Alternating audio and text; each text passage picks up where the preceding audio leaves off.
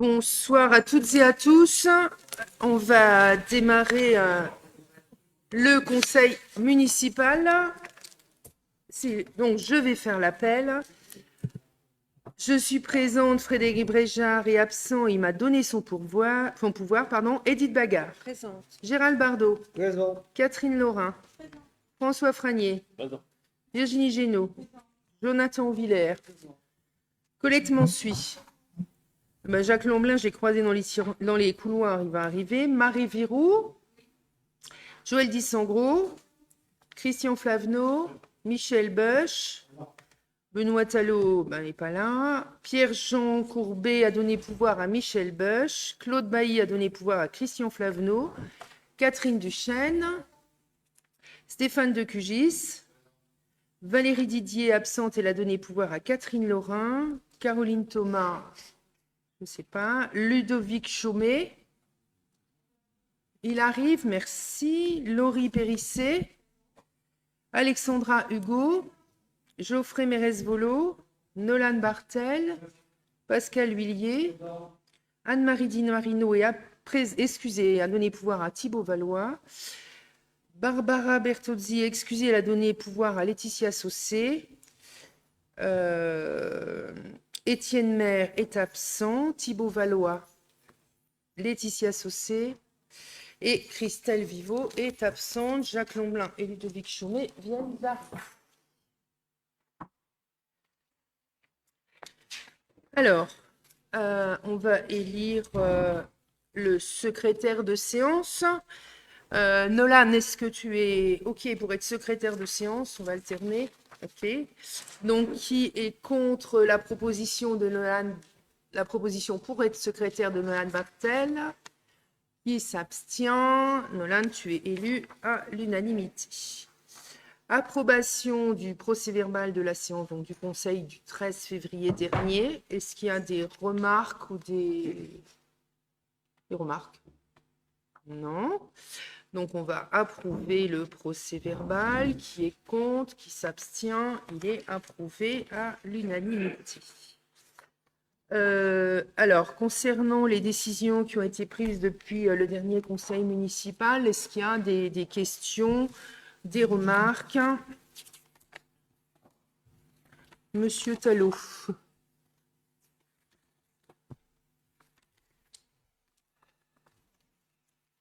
Désolé, je reprends mon souffle. Alors, j'ai une question concernant le contrat, la convention avec la CAF d'abord. Tout à la fin. De mémoire, sur les activités périscolaires.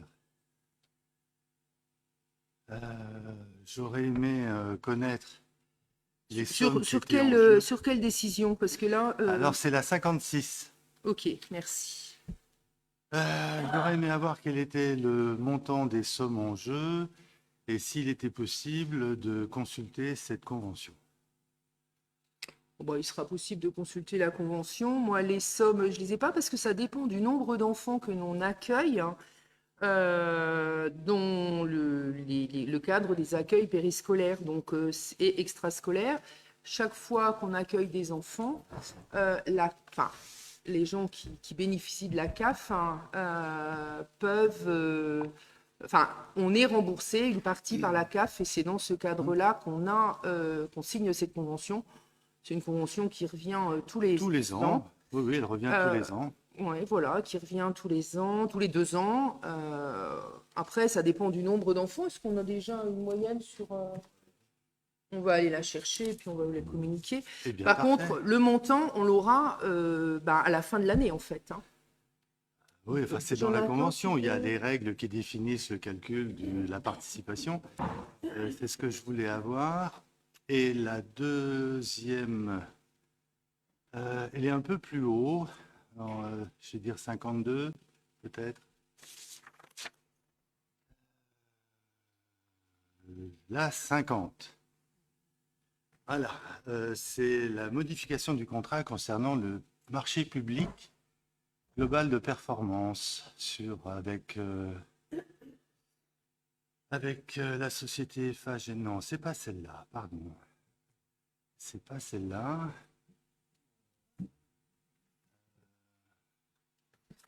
Je vais reprendre mes notes.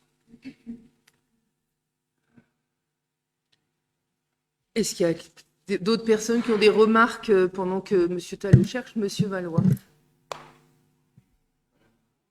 Benoît, si vous... Ouais, je vois.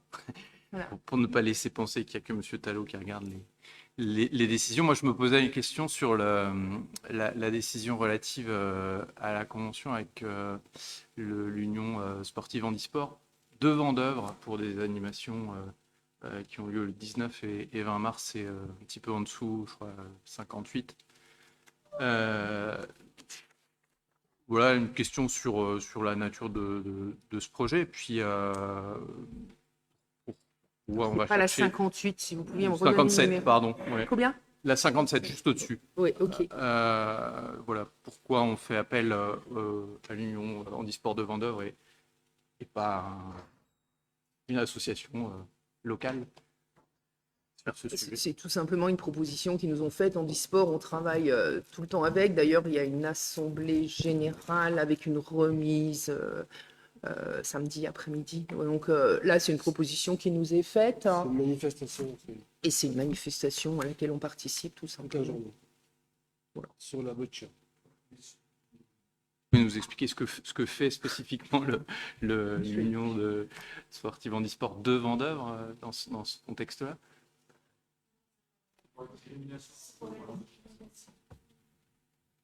Alors, monsieur le directeur adjoint, allez-y. Ah, vous n'avez pas de micro, ben, venez à côté de nous.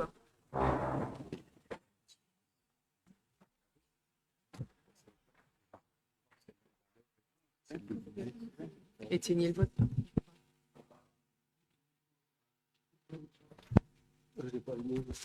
Donc c'est pour les 2 journées dont la thématique est la lutte contre la discrimination, dont la thématique est le handisport. Donc c'est le 19, mercredi 19 et jeudi 20. Donc ouvert à tous le 19 et ouvert au CM1, CM2 le 20. Et donc Handisport Vendeuvre intervient parce qu'ils ont le personnel et le matériel pour faire une animation sportive, ce que n'a pas Handisport Lunéville avec qui on était rentré en contact. Donc on a dû passer par une autre association pour ces 2 journées d'animation. Voilà, merci. Alors, Laurie avait levé la main, puis après je redonnerai la parole à Benoît Talot. Bonsoir, je vous remercie. Moi, j'avais plutôt une remarque. C'est relatif à la décision 28. En fait, en montant, j'ai pu voir l'exposition sur le Général Lotte, qui est de qualité comme les expositions qui sont dans la galerie du cabinet du maire. Et en fait, c'est plus une remarque. En montant, je me suis dit, je me pose la question du nombre de personnes qui peut voir l'exposition dans la mesure où je ne sais pas si le public ose monter. Et quand on arrive ici, on traverse le hall de la mairie, et je me demandais s'il n'avait pas été, s'il ne serait pas peut-être judicieux de transposer les expositions de la galerie du cabinet du maire en bas pour que plus de citoyens en bénéficient. Voilà, c'était plus une remarque par rapport à ça. Alors, il y a beaucoup de monde qui vient, on n'imagine pas le nombre de personnes qui passent dans la journée, enfin les adjoints qui sont souvent là. Voilà, il y a du monde qui passe. Après, pour des mesures de sécurité, on y a déjà pensé, hein, c'est sûr qu'il y aurait beaucoup plus de monde au rez-de-chaussée, voire même près du service qui délivre les cartes d'identité ou les passeports, qui ne désemplit pas. Pour des mesures de sécurité, aucun exposant ne voudrait que ce soit exposé en bas, quoi, en fait. Il y a quand même une certaine sécurité. Alors après, les gens demandent à l'accueil, hein, montent sans problème, mais il y a quand même, sans parler d'agents de sécurité, il y a quand même une prévention qui est faite par rapport aux expositions. Voilà. Et ça rassure les exposants. Je vous remercie. De rien. Alors, Benoît Talou. C'était bien la numéro 50, il n'y a pas de souci. Ouais. Mais sur l'écran et sur mon écran, ça n'a pas le même aspect. Et je ne m'y retrouvais pas. Eh bien, c'est au sujet de cette modification de contrat qui concerne l'éclairage public Donc j'aurais aimé pouvoir consulter le contrat modifié et j'en profite pour vous demander à l'ensemble du conseil municipal votre avis sur l'organisation d'un débat entre nous, sans vote, sur l'extinction de l'éclairage public nocturne. Je pense qu'il est nécessaire que nous menions ce débat. Ce n'est pas une décision qu'il faille prendre sans concertation avec la population. De nombreuses villes reviennent sur cette décision d'extinction. Les motifs sont divers et variés, mais tournent autour de 3 catégories. La sécurité, la difficulté de se déplacer la nuit, et ensuite une demande de confort de la population en général. Je pense que ce débat doit avoir lieu au sein de cette instance. Qu'il soit sanctionné ou non par un vote n'a à mon sens pas d'importance. Il est nécessaire que les arguments des uns et des autres soient exposés d'une manière sereine. Bien. Alors, concernant le contrat, c'est juste un changement de nom de société. Comme il arrive très régulièrement, à partir du moment où une société change de nom, il y a une modification concernant donc le nom. Donc, c'est exactement le même contrat qui concerne la modernisation, la rénovation, l'exploitation et la maintenance et la gestion des installations d'éclairage public et des installations connexes de la ville. C'est le nom qui change en fait. La société s'appelle depuis le 1er janvier Eiffage Énergie Système Lorraine Marne Ardennes au lieu de s'appeler Eiffage Énergie. Tout à fait. Donc ça, donc le contrat est le même et il avait été étudié et voté lors d'un précédent conseil municipal. Concernant le dossier de l'éclairage. Enfin, moi, je vais juste revenir sur 2-3 points. Le 13 septembre 2022, on avait voté à titre expérimental ce dossier sur l'extinction de l'éclairage public en nuit noire. Monsieur Talot, vous aviez voté pour par un pouvoir que vous aviez donné à quelqu'un dans la salle. À l'époque, la délibération d'expérimentation, c'était l'éclairage est programmé à partir de 6 heures du matin et un arrêt complet la nuit noire entre le 1er juin et le 15 septembre. Ça voulait dire qu'on avait décidé de ne pas rallumer pendant toute la période d'été, pour faire simple. Ensuite, compte tenu des remarques, des retours, on a décidé de réallumer à 5h30 du matin, entre autres pour les personnes qui travaillent essentiellement à l'hôpital, qui prennent leur poste à 6h. Et donc, on a réallumé très rapidement à partir de 5h30 du matin, et c'est toujours d'actualité. Et pareil, avec le vécu, on a continué d'éclairer en nuit noire, donc cette année, enfin en 2024, du 1er juin au 15 septembre. Donc il y a déjà eu des modifications qui ont été faites, une évolution qui a été réalisée, comme on s'y était engagé lors de la délibération. Concernant la sécurité, je fais un point très régulier, enfin Frédéric Bréjard très régulier, encore plus que moi, avec le commandant de police nationale, et on l'a refait récemment sur le point 2024. Le commandant de police nationale nous a assuré, et on peut que le croire, qu'il n'y a pas plus d'insécurité ou d'incivilité aujourd'hui qu'avant. Donc voilà, donc, et d'ailleurs, on rallume, on s'adapte, on rallume quand il y a des différentes manifestations. Entre autres, la nuit du 31 au 1er décembre, on allume complètement toute la nuit. Et là, j'ai des habitants ou pour d'autres manifestations d'ailleurs, hein, pas que le 31 décembre, et j'ai des habitants qui m'envoient des mails ou qui écrivent ou qui disent éteignez, continuez d'éteindre à partir d'une certaine heure parce que y a moins de rassemblements et on n'est plus tranquille. Donc ça, c'est des faits. Ensuite, concernant, parce que c'est dans le contrat, mais on en avait parlé, mais je le répète, hein, il y a un engagement dans le contrat qu'il y a 50% d'éclairage LED au 31 décembre 2025 et il y en aura 100% au 31 décembre 2027. Ce qui permet de faire des économies substantielles.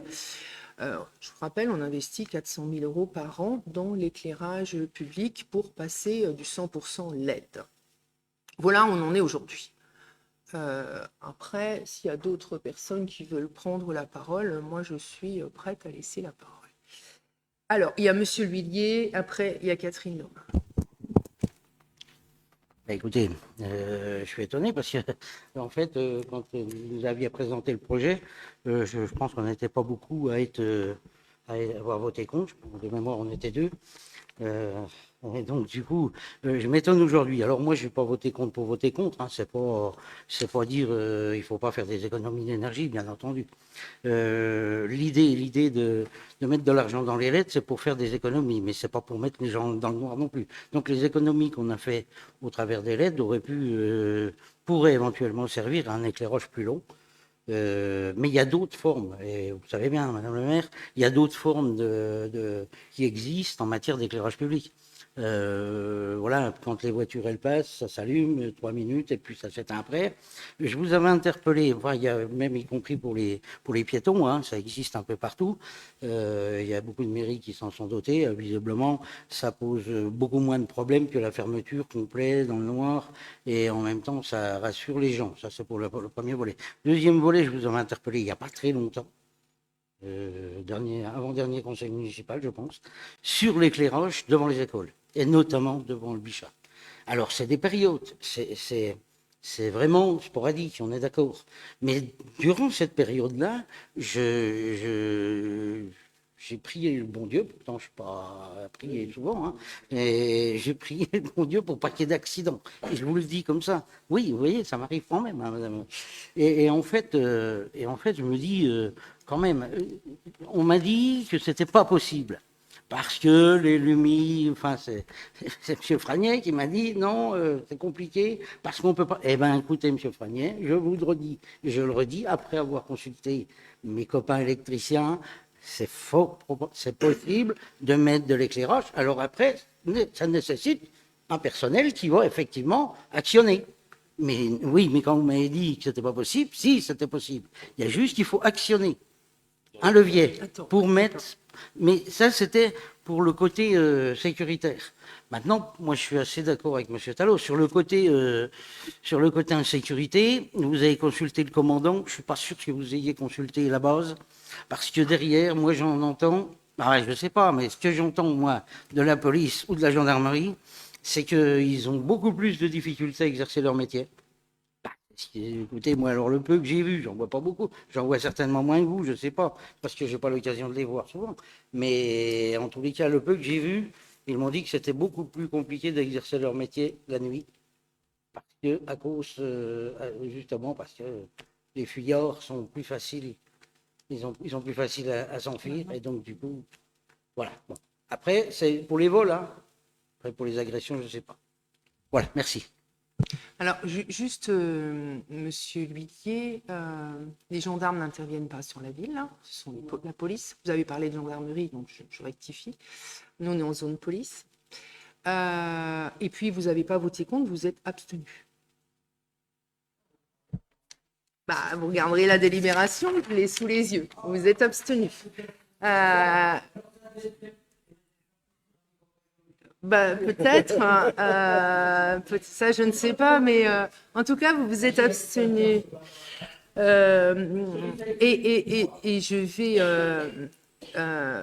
vous répondre par rapport au tour des lycées. On est en train de faire installer des... je vous réponds, vous ne m'écoutez pas. À chaque fois, vous me faites le coup. Donc, je vous répondrai plus. Hein.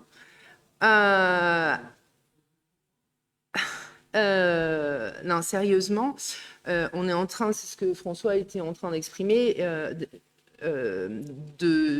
enfin, Eiffage plus exactement, suite au contrat, de mettre des armoires et des automatismes par endroit, ce qui va simplifier les choses pour éclairer peut-être plus longtemps certains quartiers, comme le quartier des lycées ou des collèges.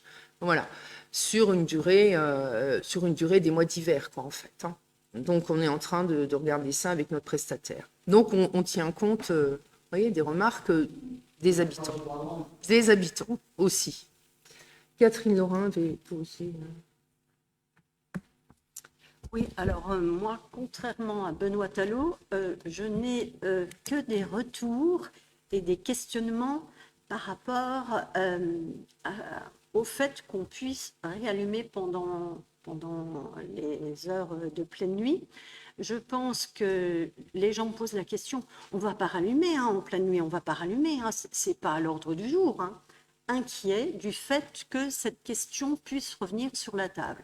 Je pense qu'il s'adresse à moi en tant qu'adjointe à l'environnement et donc par rapport à l'écologie et à toute la faune qui circule la nuit. Mais en ce qui me concerne, moi, et Dieu sait si les gens m'interpellent maintenant, parce qu'ils me connaissent plus, voilà, leur angoisse, c'est plutôt le fait qu'on puisse commencer à parler de rallumer la nuit. Ah, non, pas nous. Ben, oui, mais ils voient ce... Alors moi, je ne suis pas sur les réseaux, mais peut-être est-ce qu'ils voient ça sur les réseaux, peut-être aussi dans les journaux, mais en tout cas, ça crée une inquiétude pour ceux qui ne veulent absolument pas rallumer pendant la nuit. Merci, Catherine. Alors, Laurie, Monsieur Valois. Moi, j'avais juste une question. Vous parlez de l'insécurité, des retours du commandant de police qu'il n'y a pas plus, pas moins d'insécurité du fait que l'éclairage soit éteint. Moi, je voulais savoir au niveau des caméras de vidéosurveillance, par rapport au parc qu'on fait grandir régulièrement, quelle est la proportion de caméras qui arrivent à filmer pendant la nuit, en fait? Parce que je sais que toutes ne le font pas. Est-ce que du coup, on ne se prive pas du fait d'étendre? Et pour le coup, moi, je suis droit dans mes bottes. Je me suis abstenue lors de cette délibération. J'étais effectivement la seule avec Monsieur L'Huillier.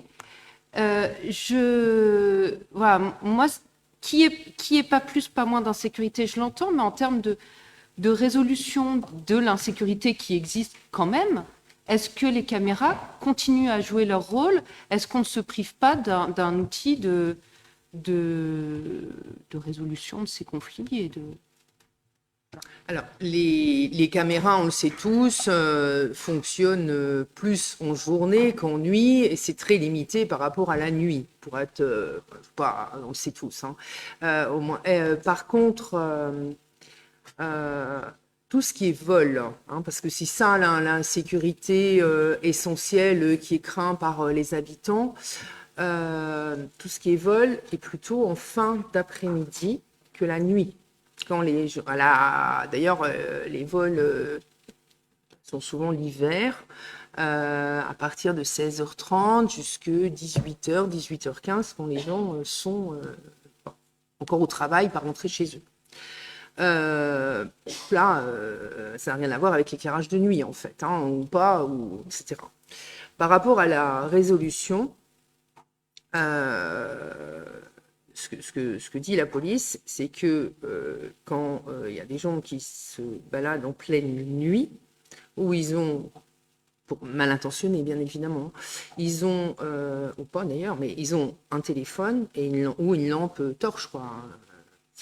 Et ils les repèrent plus facilement. S'ils voient des gens qui traînent autour d'une voiture, s'ils voient un attroupement, donc il y a souvent le téléphone qui est allumé, donc du coup, ils les repèrent plus facilement.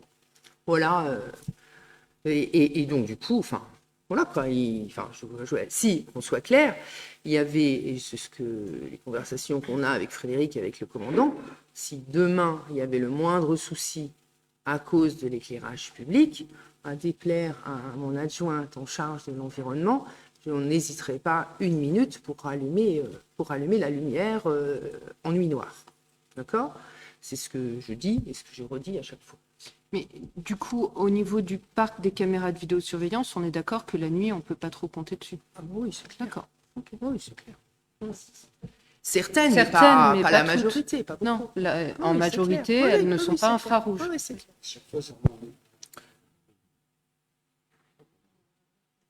Ok. Alors, Monsieur Valois, et puis je pense que... Merci de me donner la parole.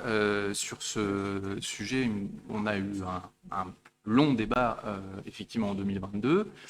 Moi, je rappelle et j'assume volontiers avoir voté avec votre majorité pour cette mesure à l'époque, qui me semblait pertinente dans le contexte énergétique dans lequel nous étions à ce moment-là, effectivement, en cela qu'elle permet des économies d'énergie et donc des économies à l'époque substantielles budgétaires, mais également pour ce qu'elle a de positif en termes de qualité de la vie nocturne pour le vivant. Par ailleurs, c'est vrai que vous indiquiez que vous aviez adapté à quelques moments les horaires ou les modalités. Il est pertinent, à mon avis, qu'on puisse régulièrement revisiter ou réinterroger la pertinence de ces horaires, en particulier en fin de soirée, puisque la semaine, 23 heures, on peut convenir, y compris dans cette assemblée, puisqu'on a, pour ces raisons d'extinction, avancé l'horaire de début du conseil municipal à 19h30. Ce qui a pu être demandé par certains, mais qui ne convient pas forcément à tous. Voilà.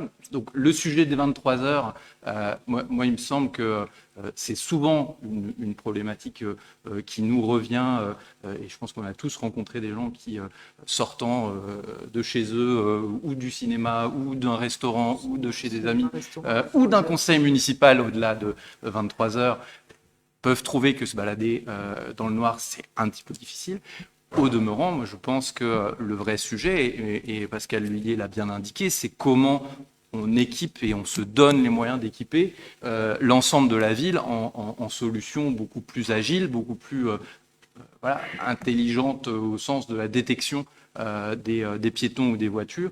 Et c'est, à mon avis, ça qu'il faudrait exiger du prestataire, et sans doute, s'il y a renégociation du contrat, de pouvoir non seulement intégrer la rénovation des luminaires et le passage en LED, mais l'inscription de ces luminaires dans une logique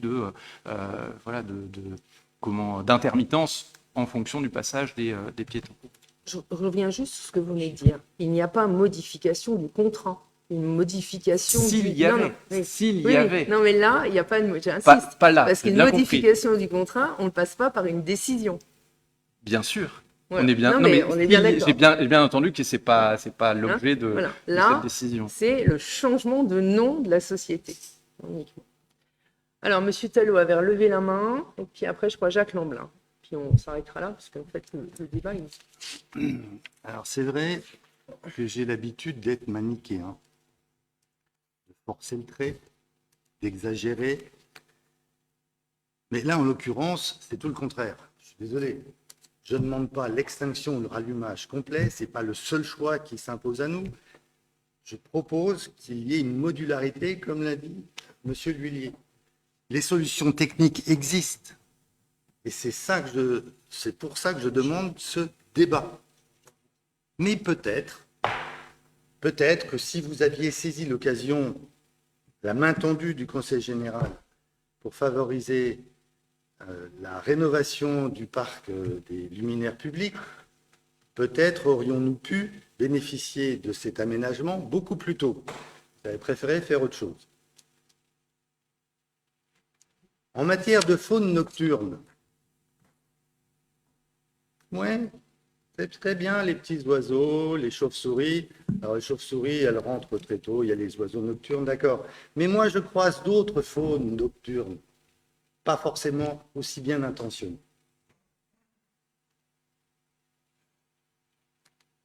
Vous dites les forces de police repèrent de loin les gens mal intentionnés parce qu'ils ont une torche. Ben moi, j'ai une autre interprétation. La torche, c'est le meilleur moyen pour quelqu'un qui est mal intentionné de repérer un passant. Les cambriolages, sans doute, ont baissé. Parce que la nuit, c'est difficile sans éclairage. C'est une évidence. Ce dont je vous parle, moi, c'est les agressions à la personne.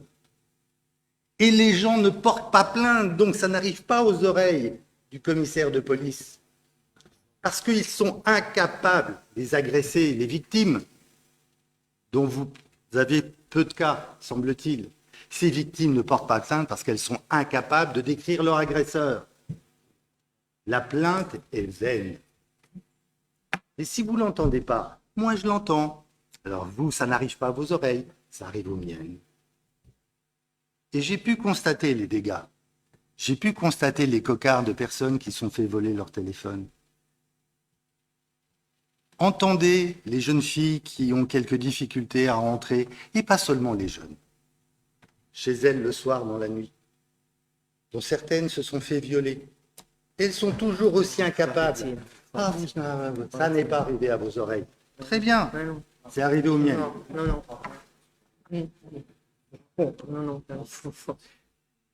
Donc ce que je vous demande, j'allais dire, c'est d'être intelligente pour une fois. Je ne l'ai pas dit, je le retire. Attention, là, on va arrêter, Monsieur Talot. Ce que je vous demande, Là, on va arrêter. c'est de vous autoriser à changer d'avis On va sur un arrêter. sujet. On- Tout le monde.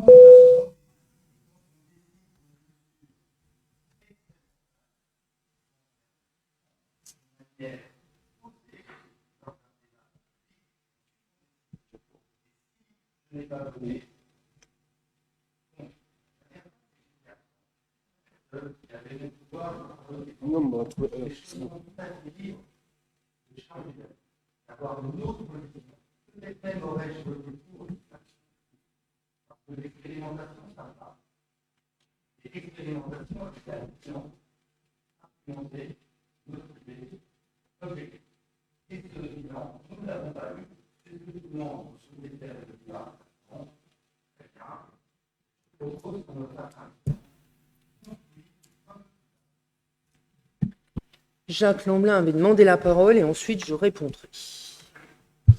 Oui, alors moi je veux simplement dire que ce sujet arrive là, comme ça, voilà, c'est pour le moins surprenant.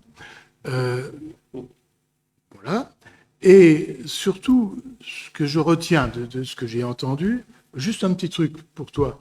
Je comprends pas trop l'histoire des écoles parce que jusqu'à 11h du soir, il y a de la lumière et Non, le c'est- matin, il y en a à 5h30. C'est à vers 16h30, quelquefois, qu'il y a du brouillard. Non, Ah oui, c'est bon. d'accord. Non, j'ai compris. Ok. Oui, non, Ah, j'ai l'allumage plutôt, oui. Oui, Alors ça, c'est autre chose. D'accord. D'accord, mais c'est un autre sujet. Parce que je me disais, les enfants qui sont à l'école entre 11h du soir et 5h du matin, c'est quand même relativement rare. Enfin, bon. L'école, c'est...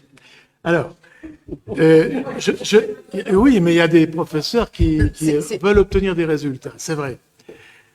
Alors, moi, ce qui me semble, au travers de ce que vous avez dit, Madame le maire, c'est que la proposition initiale, elle a évolué au fil du temps en fonction des observations des uns et des autres. Donc, cette concertation que vous appelez de vos voeux, Monsieur Talot, elle a eu lieu incontestablement, puisqu'il y a eu des modifications entre le projet initial sur les horaires, le week-end, etc. Enfin, il y a eu des changements. On a ouvert un petit peu plus longtemps le soir et réouvert la lumière, remis en marche la lumière plutôt le matin.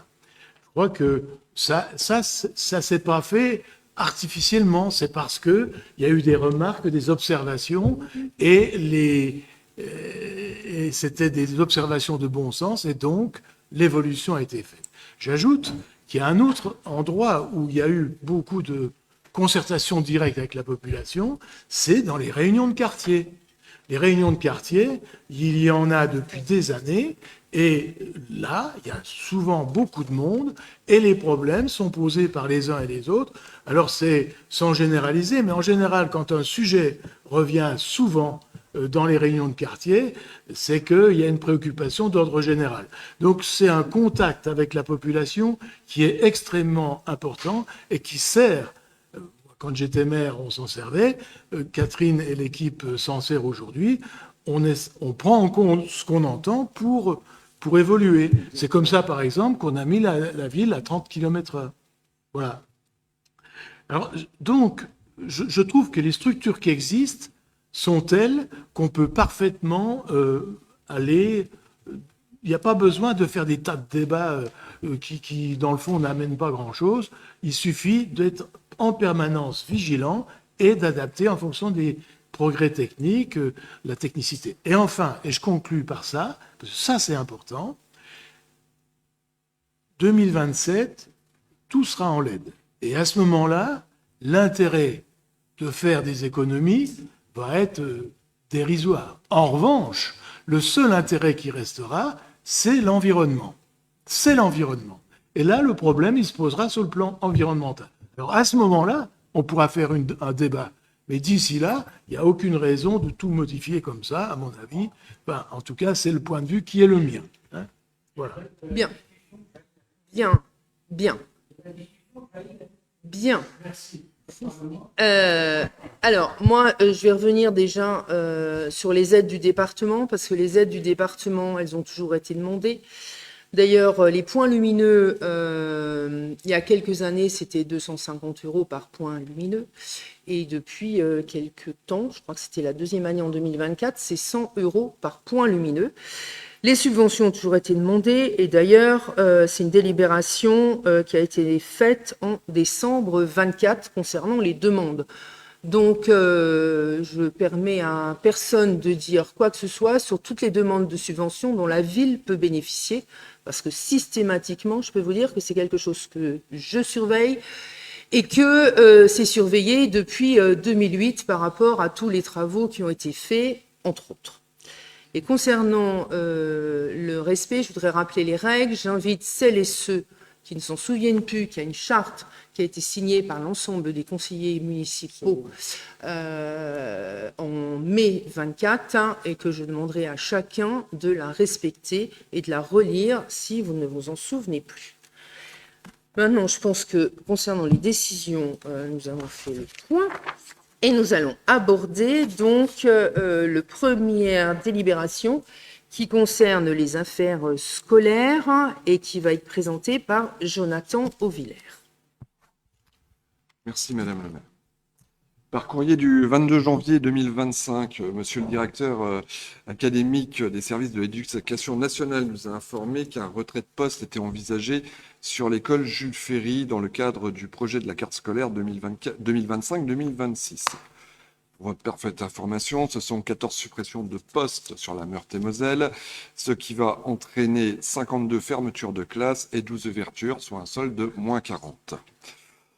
Par courrier en date du 10 février 2025, co-signé par Madame le maire et moi-même, nous avons apporté un certain nombre d'arguments pour inviter Monsieur le Dazen à revoir sa position sur le retrait de poste envisagé pour l'école Jules Ferry. Ce sont ces éléments qui sont repris dans la motion qui vous est présentée ce soir et qui a été travaillée en commission des affaires scolaires. Je vais donc procéder à la lecture de cette motion. Réunis en séance le 13 mai 2025, les membres du conseil municipal de la ville de Lunéville expriment leur opposition ferme à la fermeture d'une classe à l'école élémentaire Jules Ferry, annoncée pour la rentrée 2025-2026. Cette décision, prise dans un contexte national de réduction des moyens alloués à l'éducation, menace directement la qualité de l'enseignement et l'avenir des élèves de notre commune.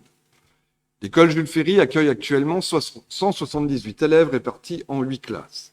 Pour la rentrée 2025-2026, les projections indiquent un effectif de 166 élèves.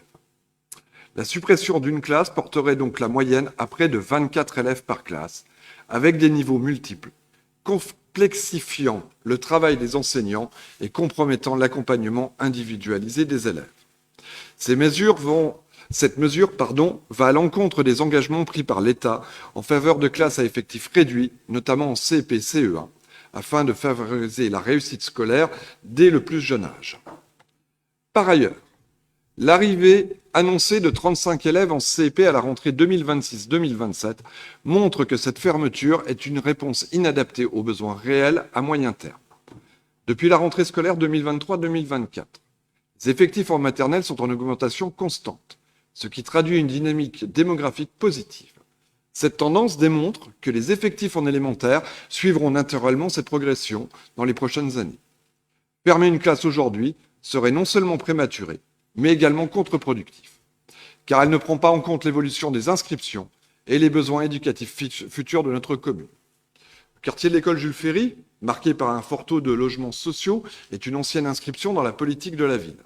Nécessite des moyens éducatifs renforcés pour garantir l'égalité des chances. Réduire le nombre de classes compromettrait la capacité des équipes pédagogiques à répondre aux besoins spécifiques des élèves et à maintenir une éducation de qualité.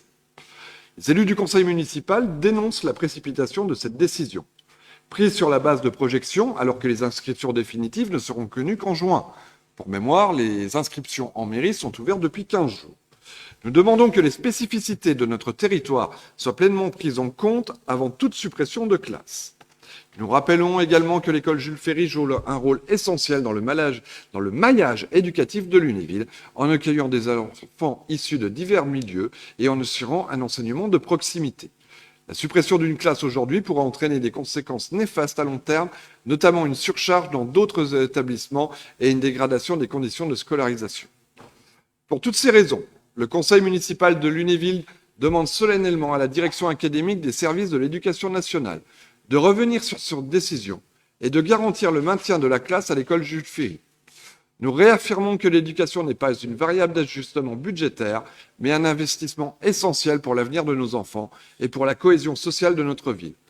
Ainsi, nous engageons, aux côtés des enseignants, des parents d'élèves et de l'ensemble des acteurs éducatifs, à défendre avec détermination la préservation des moyens alloués à nos écoles publiques. Merci. J'ai oublié de rallumer mon micro. Merci, Jonathan. Alors, là, comme l'a dit Jonathan, c'est une motion qui a été travaillée avec l'ensemble de la commission des affaires scolaires. Bien évidemment, cette motion sera envoyée au rectorat avec une lettre d'accompagnement de Jonathan Villers et de moi-même. On continue à ne pas accepter cette décision. En fonction des inscriptions, et moi c'est juste là-dessus que je voudrais vraiment intervenir ce soir, et je profite qu'il y ait la presse et puis qu'on soit filmé. Comme l'a rappelé Jonathan, les inscriptions ont démarré il y a une quinzaine de jours. Donc moi j'invite toutes les familles à inscrire leurs enfants à l'école du Ferry bien sûr, mais dans toutes les écoles de la ville, le plus rapidement possible pour qu'on ait le plus d'arguments pour revenir auprès des services départementaux de l'éducation nationale pour défendre encore mieux notre dossier. Voilà ce que je voulais profiter de cette que la presse soit là, monsieur le journaliste. Alors, Jacques Lamblin voulait intervenir. Je trouve que dans tous les arguments qui ont été développés dans la proposition de motion, il y en a un qui peut, sur le long terme, être efficace. C'est le fait que cette mesure, elle est à contre-courant complet de l'évolution démographique du quartier, puisque, compte tenu des élèves qui sont en maternelle, on est certain que l'année prochaine, il y aura une bonne vingtaine d'enfants qui vont s'inscrire. Une quarantaine ? 39. Ah oui, j'avais compris 26. Moi, 39. Ouais, à partir d'un certain âge. 39 dans 2 ans. En 2 ans, ah oui. Dans 2 ans. Dans 2 ans, oui, bien sûr. Mais ce que je veux dire, c'est l'évidence, c'est qu'ils prennent une décision et il va falloir qu'ils prennent la marche arrière l'année prochaine. Hein, c'est ça le sujet. Donc, c'est un non-sens. Il faut vraiment, en soulignant cet aspect du problème, on les invite à avoir du bon sens et à voir sur le long terme. Et je pense que c'est un argument qui, plus que des tas de manifestations, est sans aucun doute de nature à obtenir un résultat. Ce n'est pas garanti, mais en tout cas, c'est un très bon argument, je crois. Est-ce qu'il y a d'autres remarques? Monsieur Lhuillier? Moi, j'ai eu tout d'un coup, quand vous avez dit il faut appeler, moi je pensais qu'il fallait appeler une manifestation. Je me suis dit, ça y est, on va défiler tous ensemble. Non, mais après, je suis peut-être un peu utopique, mais on va défiler tous ensemble devant l'académie pour obtenir enfin gain de cause sur la création, voire sur le maintien des postes à Lunéville. Après, moi, je pense que... Moi, je l'ai fait, hein, à Lunéville, je l'ai fait. On n'était pas très nombreux il y a 2 ans. C'est malheureux. Après, ce serait bien si à un moment ou à un autre, on manifestait notre mécontentement, l'ensemble de la population. Je veux dire, je suis un peu rêveur, un peu utopique, hein, mais je suis sorti. Mais en même temps, moi, je vois, je suis un peu baigné dans le truc. Hein. Mon épouse était, je ne veux pas vous raconter ma vie, mais elle était en arrêt. Elle n'a pas été remplacée. Hein. Elle n'a pas été remplacée.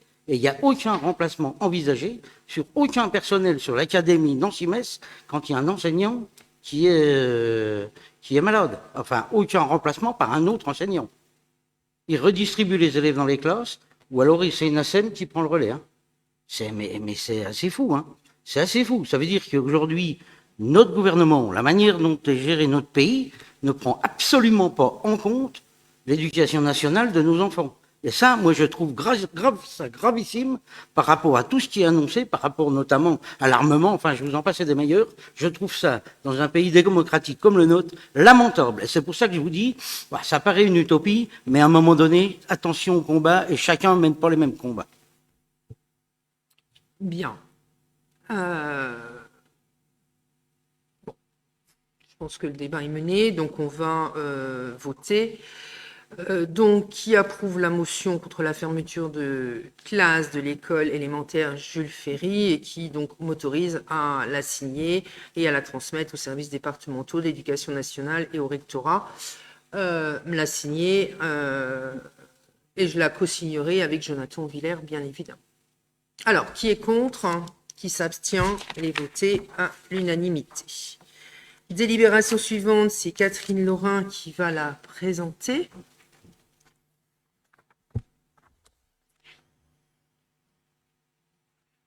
Oui, merci Madame le maire. Alors, donc, c'est une délibération qui concerne un changement de dénomination du parking des Frères Éclair. La concertation participative menée avec les habitants du quartier Nieder-Bronzola et aux côtés de la Frodon a conduit au réaménagement et à la sécurisation du site dénommé Parking des Frères Éclair.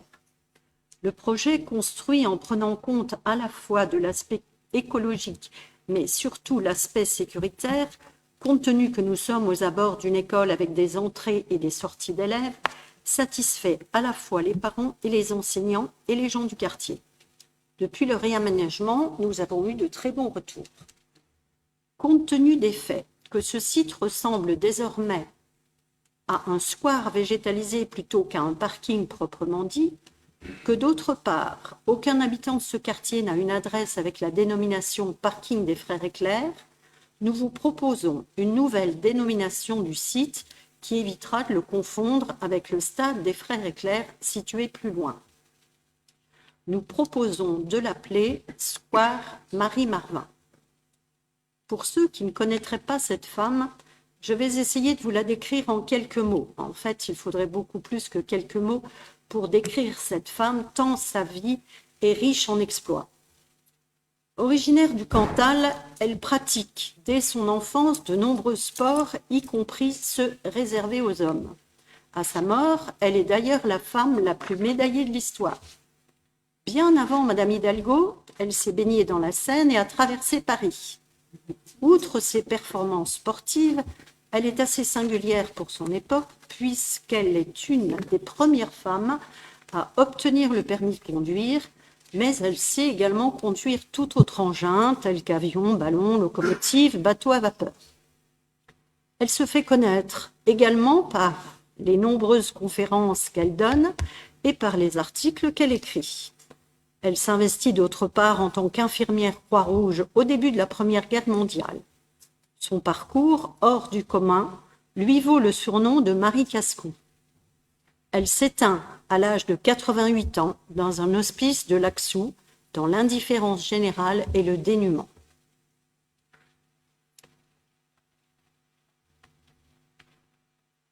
Je lis le projet de délibération où il y a des questions, des remarques par rapport à ça. Alors, est-ce qu'il y a des questions? Tu liras le projet après. Alors, Monsieur Valois. Oui. Merci. Alors oui, je trouve que c'est une très bonne idée sur le fond de rendre hommage à Marie Marvin. Je trouve simplement dommage, je l'avais dit en commission, l'intitulé même de cette délibération qui dit changement de dénomination du parking des Frères Éclair. Alors si j'ai bien compris, il ne s'agit pas d'une dénomination officielle. Elle n'est pas inscrite, elle n'a jamais été délibérée par le conseil municipal. Il se trouve que c'est un parking 6 rue des Frères Éclair,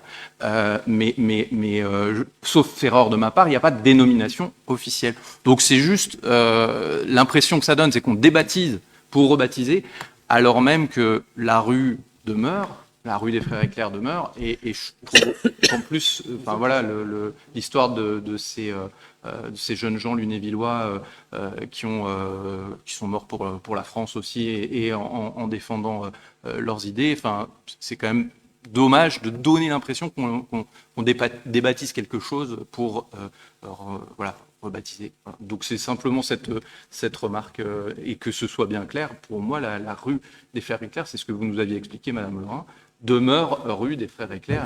Pas de... Monsieur L'Huillier. Oui, alors vous doutez bien que je suis attentif à la dénomination des noms de rue ou des noms de parking. Bon, en fait, voilà, moi, cette dame, pourquoi pas, grande sportive, devant l'Éternel, pourquoi pas, sauf que derrière, il y a quand même les Frères Éclair. Alors, ça va, parce que du coup, il y a plusieurs appellations à Lunéville des Frères Éclair. Le stade des Frères Éclair, la rue, voilà. Donc, du coup, ça va. On n'est pas dans l'extinction des deux grands blonds. Mais, quand même, voilà, appartenant à mon obédience, regardons à ce que ça reste quand même dans l'idée des grands hommes, quoi. Voilà. Par contre, j'ai rien du tout contre le fait de féminiser les parkings ou les rues, bien au contraire. Moi, j'ai aussi quelques noms à vous soumettre. Hein. Martha Desrumeaux, par exemple. Ce serait bien si la prochaine fois, si vous voulez bien le noter, Madame le maire, pour regarder la prochaine fois où on a quelque chose à baptiser, une rue, un parking, un square, ou que sais-je, de le faire au nom de Martha Desrumeaux. Pourquoi pas? Vous regarderez, voilà, avec une biographie qui n'est pas inintéressante non plus. Donc voilà. Et puis j'avais dit que je dirais un petit mot parce que c'est ma fille qui m'a posé la question. Elle me dit, je comprends pas, vous êtes dans la féminisation des rues, mais qu'est-ce qu'on fait des non-genrés? Voilà. Moi, je pose la question, celle qui m'a dit, pose-la, parce que si je la pose pas, le soir, elle va me mettre... Voilà, donc je pose la question, qu'est-ce qu'on fait des non-genrés? Parce que homme-fille, d'accord, mais après, comment qu'on s'organise, quoi? Parce qu'il va bien falloir, dans les années qui viennent, s'organiser avec ça. Merci. Alors, il y a Joël qui a levé la main. Oui, merci, Madame le maire. Talot aussi. J'ai écouté avec beaucoup d'intérêt ce qu'a dit Monsieur L'Huillier. Bon, ce qu'on peut quand même dire, c'est que ce parking n'en était pas vraiment un.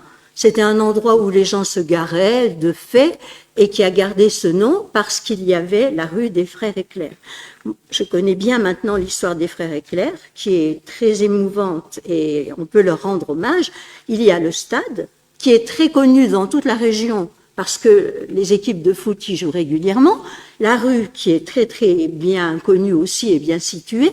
Donc moi, je pense que Marie Marvin, À la limite, c'est même étonnant qu'on n'ait pas encore pensé à elle par le passé, parce que, comme disait notre adjointe, Marie Marvin est quand même une personne qui est morte dans la misère, alors que c'est une héroïne, n'est-ce pas?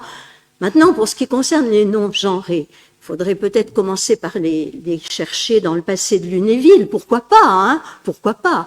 On pourra peut-être faire une recherche plus approfondie pour l'avenir, mais on peut garder l'idée, bien sûr.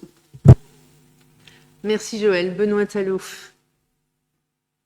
Eh bien, je vais faire une redite, parce que je vais reprendre les propos de nos collègues, Thibault, Pascal et Joël, sur la dénomination d'abord du parking qui n'existait pas, qui n'avait qu'une existence virtuelle sans avoir de nom. Donc, mais là, l'habitude avait consacré ce nom parking des Frères Éclair, sachant que lorsqu'on donnait rendez-vous au parking des Frères Éclair, il y avait parfois ambiguïté. Donc je ne peux que me féliciter que pour une fois, l'ambiguïté levée profite à son initiateur. Je m'étonne que notre collègue Pascal fasse appel à 2 reprises à l'Éternel. Ouais. Camarades syndiqués, s'il vous plaît. Voilà. Fasse appel à l'Éternel à 2 reprises, et il a même parlé de baptême, enfin, de baptiser. Voilà, donc je m'étonne, mais c'est juste une petite remarque en passant. Voilà. Et pour les non-genrés, je dirais peut-être qu'il faudra attendre qu'un non-genré soit célèbre pour qu'on lui dédicace une rue. Mais on va attendre, ça va arriver, j'en suis sûr. Ce que je voulais dire, c'est, là je reviens au sujet, c'est peut-être un peu plus sérieux. L'abbé Pierre, quand on a décidé de changer le nom, ça ne gênait personne, et en tout cas l'abbé Pierre, lui, n'avait pas de descendants, donc ça risquait pas de poser de problème. En revanche, les frères Éclair, oui, il en a peut-être. Les frères Éclair n'ont pas eu le temps de se reproduire. Mais ils ont encore de la famille. Le nom Éclair existe encore, notamment à Nancy, j'en connais. Je connais des gens de la famille des frères Éclair qui portent toujours le nom. Par courtoisie, délicatesse, on pourrait peut-être simplement les prévenir que ce parking qui était dénommé parking des frères Éclair dans la population va changer de nom. Oui, Attendez, c'est moi, laissez finir Benoît Tallot. Alors, juste, je vais juste rétablir. Là, je rejoins, mais voilà, la remarque de M. Valois, la dénomination est un peu étonnante. Ce n'était pas le parking des Frères Éclair, c'était un parking qui était dans la rue des Frères Éclair, que tout le monde dénommé parking des Frères Éclair. Là, et je vous invite à y aller si vous n'y êtes pas allé, on a sécurisé le devant de l'école avec un espace vert, on a changé l'éclairage, on a mis des bancs, etc. Et on l'appelle Square Marie Marvin. Voilà, on ne débaptise pas, on ne renomme pas, pour reprendre votre terme, monsieur Lillier, un parking. On a fait un aménagement qui s'appelle un square, et ce square, pour pas recréer de la confusion entre la rue, le stade, on vous propose de le nommer Square Marie Marvin. C'est juste ça. Et je vous invite vraiment à aller sur site parce que c'est de jolies factures et en plus, on a réaménagé de telle sorte qu'il y ait toujours autant de places de stationnement pour les habitants du quartier et que les gens peuvent faire une pause à cet endroit qui va être agréable dès le printemps. Voilà. Jacques Lamblin veut lever la main et Jonathan Villers, et puis après, on va passer au... Moi, il y a eu une belle discussion sur les frères Éclair. Moi, je voudrais dire que ce qui, à mes yeux, est le plus important, c'est le choix de Marie Marvin. Parce qu'elle était à la fin du 19e siècle, début du 20e siècle. c'est la première femme qui a piloté un avion, pratiquement, pendant la guerre. Hein, pendant la guerre. Et puis, enfin, tu as résumé sa vie. Et qui a eu un courage exceptionnel. C'est-à-dire qu'à l'époque, surtout sa caractéristique, c'était de faire ce qui était quasiment interdit aux femmes. Par exemple, elle a voulu participer au Tour de France. Alors, ça lui a été interdit, eh bien elle l'a fait quand même, mais la veille du jour de l'étape, quoi. Elle l'a fait d'un bout à l'autre. Donc c'est une femme exceptionnelle sur ce plan-là de caractère, et elle a été précurseur les premières marches vers l'égalité entre l'homme et la femme. C'est certainement elle qui est une des belles actrices de cette évolution, qui ont des précurseurs de cette évolution. Et c'est, je crois, que ça honore notre municipalité de faire ce choix. Parce qu'elle est peu connue, mais elle le devient de plus en plus. C'est souvent comme ça, les grands hommes ou les grandes femmes, c'est pas toujours tout de suite qu'elles sont reconnues, et au fil du temps, on se rend compte de tout ce qu'elles ont eu le courage de faire, de tout ce qu'elles ont réussi à faire. Voilà, donc bravo pour ce choix. Jonathan Villers, et puis on va voter. Oui, alors moi, c'était pas par rapport à la nouvelle dénomination de ce nouveau square, mais c'est plutôt un retour. J'étais au conseil d'école de l'école René Haby lundi soir, et donc en échangeant avec les enseignants et avec les parents d'élèves présents, on en est venu à évoquer ce réaménagement de ce parking dans ce nouveau square, et les retours sont tous positifs, et remercie le travail qui a été mené en plus en concertation en lien avec la Frenon. C'est un véritable espace vert dans ce niveau-là, c'est un lieu de vie maintenant à la sortie de l'école, et surtout ça sécurise les entrées et les sorties d'école, parce que la circulation sur l'ancienne organisation de ce parking était plutôt compliquée, voire dangereuse, et donc les parents comme les enseignants remercient du travail qui a été réalisé. Voilà. Eh bien, merci Jonathan. Donc, on va pouvoir voter. Donc, qui est contre ce nouveau square dénommé Marie-Marvin, qui s'abstient, c'est voté à l'unanimité. Délibération suivante, c'est fêtes et manifestations. Je vais donner la parole à Jacques Lomblin. C'est un salon où il va devenir spécialiste du tricot. Mais je suis déjà spécialiste du tricot. Hein? Bah oui. Allez, Déglinguer du tricot. Alors, l'association dénommée les Déglingués du tricot a pour objet d'organiser des rencontres ou des activités autour du tricot et des arts du fil. Les 3 et 4 mai 2025, dans la salle du réservoir, cette jeune structure organisera son premier salon Mirabellen. Pas mal vu. Alors, c'est une jeune structure. On pourrait imaginer que les Déglingués du tricot aient une certaine expérience de la vie. Eh bien, non, c'est une jeune structure et qui regroupe toutes les générations. Les différents exposants seront logés sur place et l'association leur proposera une visite de la ville et de son patrimoine culturel. Heureuse initiative. Le budget prévisionnel de cette manifestation est de 5 323 €. Afin de pouvoir réaliser ce projet dans les meilleures conditions possibles, l'association sollicite une subvention exceptionnelle de 400 € qui permettra d'équilibrer son budget. Le projet de délibération du conseil municipal, après avis de sa commission des finances, décide de verser une subvention exceptionnelle d'un montant de 400 € à l'association Les Déglingués du tricot pour l'organisation du salon Mirabellen qui se tiendra les 3 et 4 mai 2025 dans la salle du réservoir. Je ne pense pas qu'il y aura un débat considérable, mais enfin, on est prêt à toutes les questions. Merci Jacques. Est-ce qu'il y a des remarques ou des questions? C'est elles qui ont choisi. Alors, les déglingués, c'est au féminin d'ailleurs. On peut discuter. Alors. Non, c'est trop. Passionné. Alors, est-ce qu'il y a des questions, des remarques? Non, donc on va voter. Jacques Lomblin avait lu la délibération, donc qui est contre, qui s'abstient. Elle est votée à l'unanimité. Affaires culturelles, c'est Virginie Génaud qui va vous la présenter.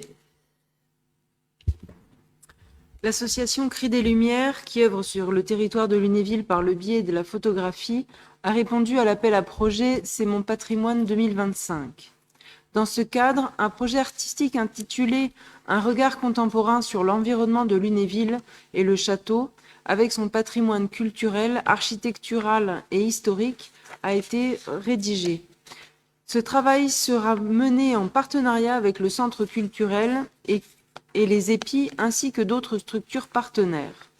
Dans ce projet, le porteur souhaite marcher à la rencontre de ce patrimoine en y apportant un regard contemporain différent, voire décalé, avec une curiosité sensible bâtie sur la nécessité de dire et montrer qu'il est possible de partager un terrain de jeu comme le château de Lunéville et son jardin, son patrimoine, et de se réapproprier en y apportant un regard singulier et une approche poétique. Un soutien financier de la DRAC Grand Est et de la DREETS, c'est-à-dire la Direction régionale de l'économie, de l'emploi, du travail et des solidarités Grand Est et du Conseil départemental de Meurthe-et-Moselle participera à la bonne réalisation de cette action. Afin d'équilibrer un budget prévisionnel estimé à 17 813 €, l'association sollicite auprès de la commune de Lunéville une aide financière. La commission propose une subvention de 1 500 €.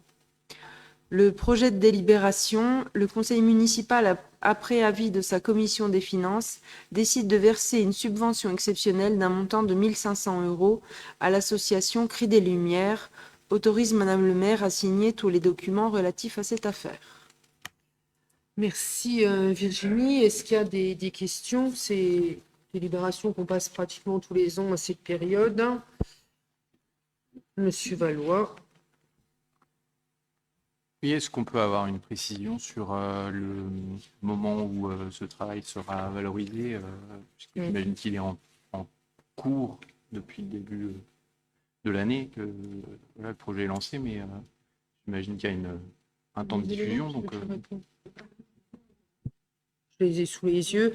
Il y a 5 ateliers. Le premier, c'est du 20 avril au 24 avril au Centre social Les Épis.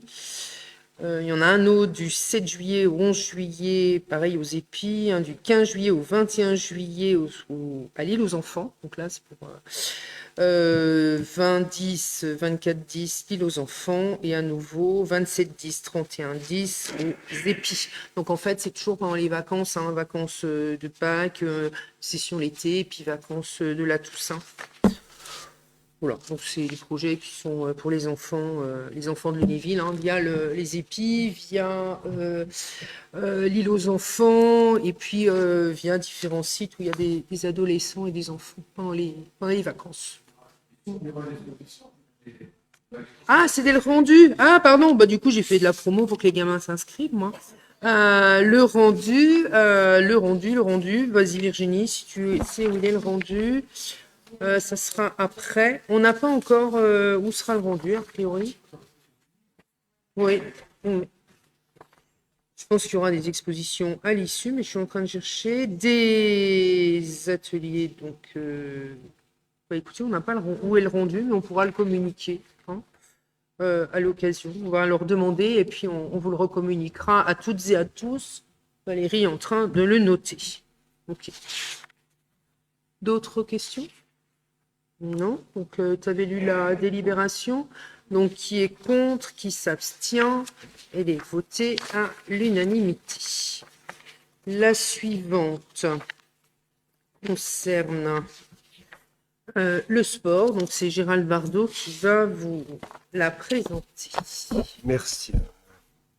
Tiens, regarde si tu vois là-dessus. Donc, pour le sport, ça concerne le versement d'une subvention d'investissement pour le judo club de Lunéville.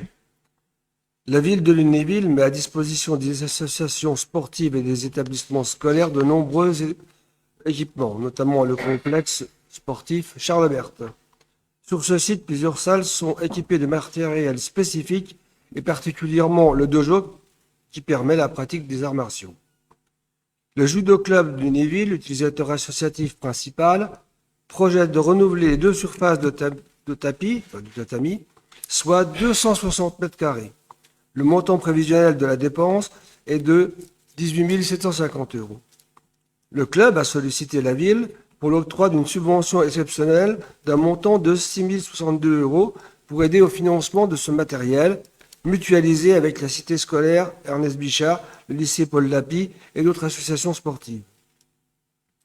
L'association a également déposé des demandes de subvention auprès d'autres partenaires financiers, notamment la région Grand Est, le conseil départemental, pour réaliser cette opération. Afin de soutenir le judo club dans ce projet d'investissement qui profitera à tous les utilisateurs du dojo, la commission propose de verser au club une subvention de 6 062 €. Alors, avant de lire le projet de délibération, concernant celle-ci, ça mérite un petit peu d'explication. Depuis 2 ou 3 ans, le judo club alertait et sollicitait le remplacement des tatamis, qui devenaient bien sûr en mauvais état, s'affaissaient, étaient quelquefois détériorés, mais d'une surface conséquente, donc difficile à réaliser au vu des finances. On avait projeté de le faire sur 3 ans. Chaque année, on remplaçait un tiers des tatamis. Nous avons, en accord avec Madame le maire et avec l'aide des services des sports, sollicité le club pour obtenir des subventions. C'était une bonne idée parce que on a déjà des retours très positifs de la région et du département. Donc, avec ces subventions, nous allons réussir en une seule fois le renouvellement de toute la surface des tatamis. Donc, pour le club, pour les utilisateurs, n'oublions pas qu'il y a quand même moult lycéens, collégiens qui sont sur cette surface, pas forcément pour faire du judo, mais d'autres activités. Je considère que c'est une très belle réussite et que cette réussite va se faire concrétiser même cette année, très prochainement, cet été. Voilà, donc je tenais à le préciser. Je vous lis le projet de délibération. Après, si vous avez des questions, je vous répondrai. Le conseil municipal, après avis de sa commission des finances, décide d'attribuer 6 062 € au judo club de Lunéville. Précise que le versement de cette subvention est conditionné à la présentation d'une facture des achats auprès du service des sports. Merci Gérald. Est-ce qu'il y a des remarques ou des questions? Non. Moi, je tiens à remercier toute l'équipe des sports et Gérald parce que c'est une vraie avancée depuis tant qu'on participe aux assemblées générales. Ils vont être contents au judo si vous votez cette délibération. Donc, Gérald a lu la délibération, donc on va voter qui est contre, qui s'abstient. Elle est votée à l'unanimité.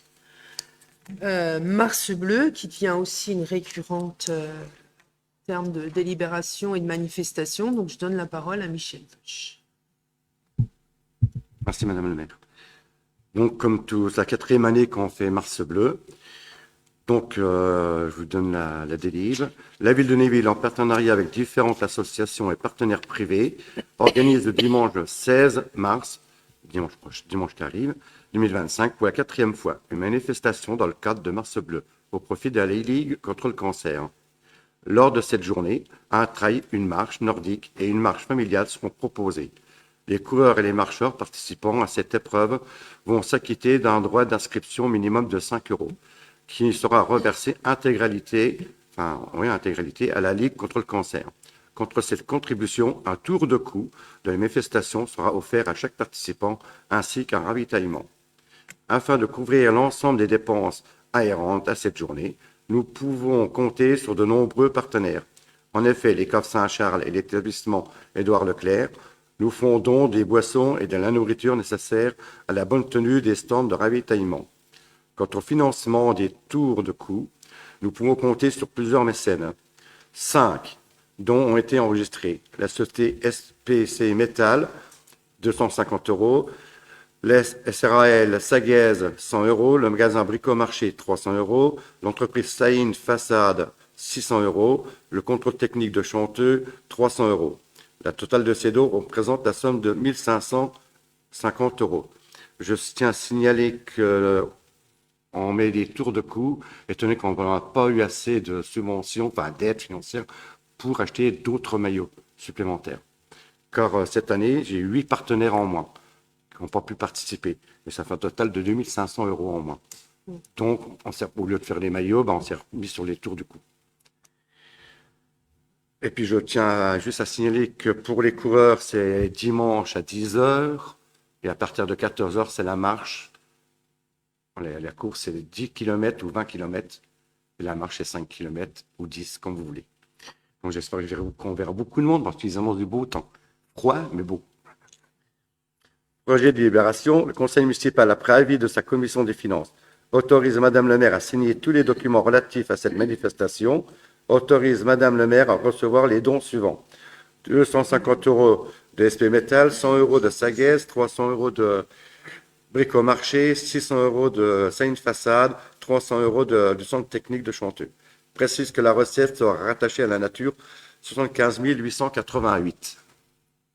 Merci, merci Michel. Je rappelle qu'on est une des villes en proportion de notre nombre d'habitants qui donnons avec Mars Bleu et Octobre Rose le plus, et à chaque fois qu'on remet le montant à la Ligue contre le cancer, ils nous le rappellent gentiment. Voilà, donc c'est un vrai... Alors, entre les sponsors, les bénévoles et la ville, c'est un vrai... Enfin, voilà, on remet 100% des dons et 100% des 5 €, voire plus, que chaque coureur ou marcheur donne. Voilà. Donc, voilà, il fera beau dimanche, tu as regardé la météo. Donc, 10 h pour les plus sportifs, 14 h pour ceux et celles qui veulent marcher en famille. Ouais, c'est bien. Parfait. Gérald veut rajouter quelque chose. Merci.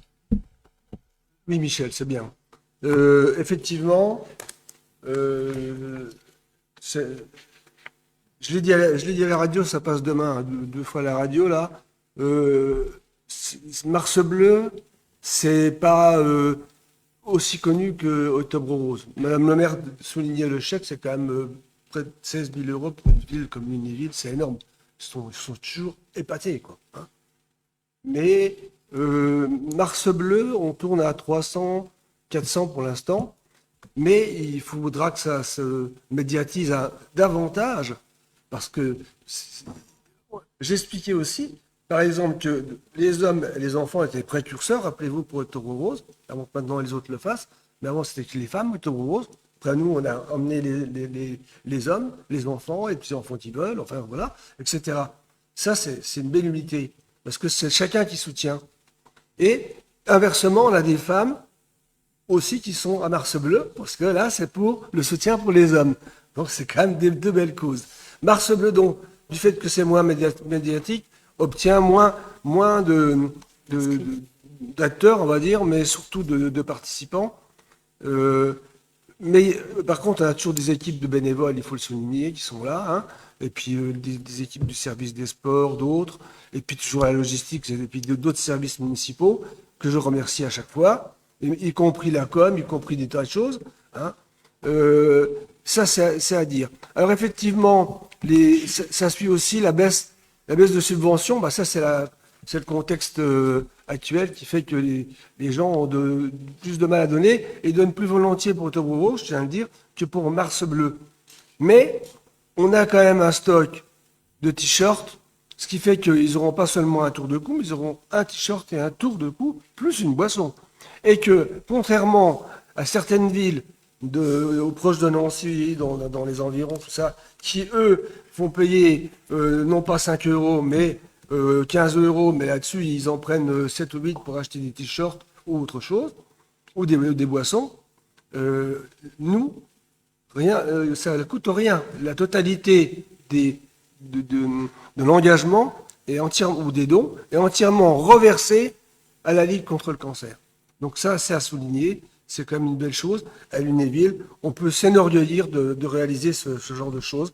Et je tiens à dire aussi qu'à partir de 8h30, place Léopold, il y a l'équipe qui sera sur place, parce qu'il y a des gens qui vont s'inscrire. Place des Carmes. Place des Carmes.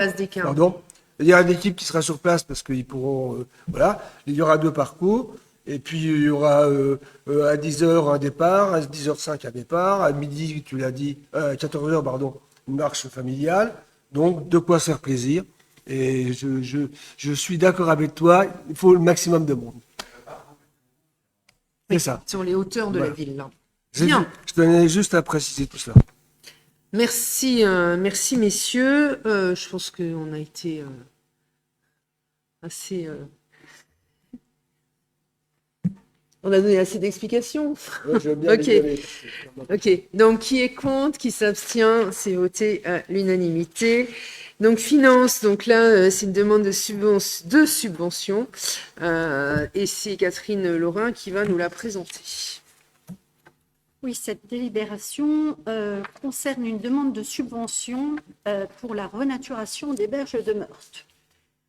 À plusieurs reprises, les Lunévillois ont manifesté leur désir d'aménager et de mettre en valeur leur cours d'eau. Nous avons l'occasion de le faire. Suite à la vente et à la coupe des peupliers situés derrière le pôle médical, s'est posée la question du devenir de ce site et de sa valorisation. Assistés d'un bureau d'études, nous avons travaillé avec la CCTLB, le PTB, la DDT, pour aboutir à un projet dans lequel nous allons replanter une peuplerie, mais pas seulement. Nous allons aussi renforcer les berges de la Meurthe en densifiant la ripisylve.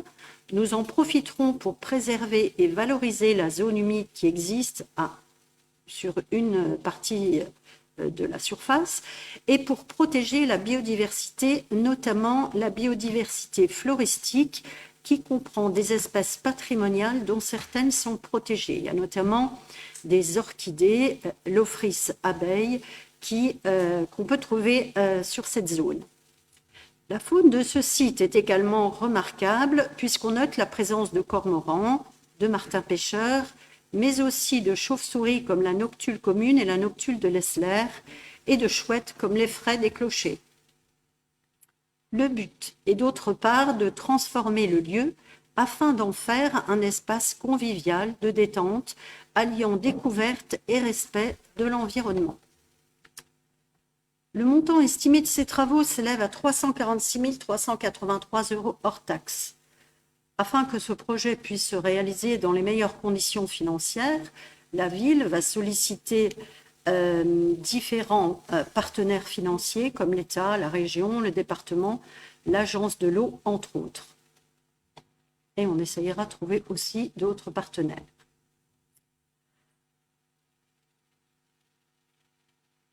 Je ne sais pas s'il y a des questions par rapport à ce projet-là.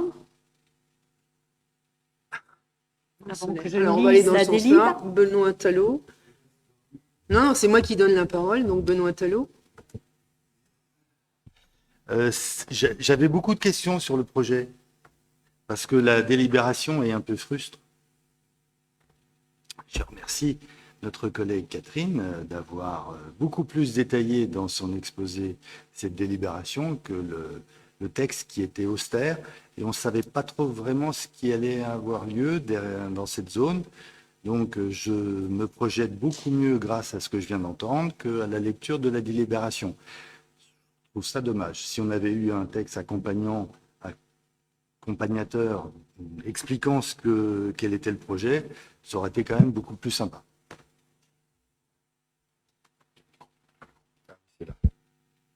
Bien. Donc c'est. Alors après, il y avait Laurie qui voulait. Oui, je vous remercie. Effectivement, c'est vrai que l'explication de Catherine était la bienvenue. C'est une zone qui est peu connue des Lunévillois, en fait, et c'est intéressant qu'on puisse se la réapproprier. Néanmoins, moi, ça a quand même un gros budget, donc là, je sais que c'est une demande de subvention. Est-ce qu'on a une idée du montant auquel on pourrait prétendre en termes de subvention?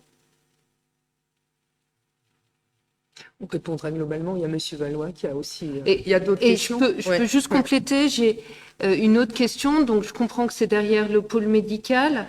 Il y a quand même les personnes qui vont venir ne sont pas forcément des personnes qui habitent à côté, parce qu'il y a peu d'habitations dans ce coin-là. Est-ce qu'il y a un stationnement qui sera prévu? Voilà. C'était mes deux questions. Ok, merci. Monsieur Valois. Oui, merci. Moi, j'avais effectivement quelques questions complémentaires sur ce projet que je trouve sur le papier plutôt intéressant, mais est-ce que on peut avoir, on en a parlé un peu en commission la semaine dernière, est-ce qu'on peut avoir une précision sur en fait la longueur du parcours précisément, puisque c'était encore un peu incertain dans ce que vous nous aviez exposé en commission. Et surtout, ce qui m'intéresse, c'est de voir comment ce parcours potentiel aménagé, il peut s'inscrire dans un réseau de cheminement piéton sur l'ensemble de la ville. Comment on se donne les moyens de communiquer sur les continuités qui vont être créées, sur les rendre possibles, tout simplement, hein, sur des traversées éventuellement.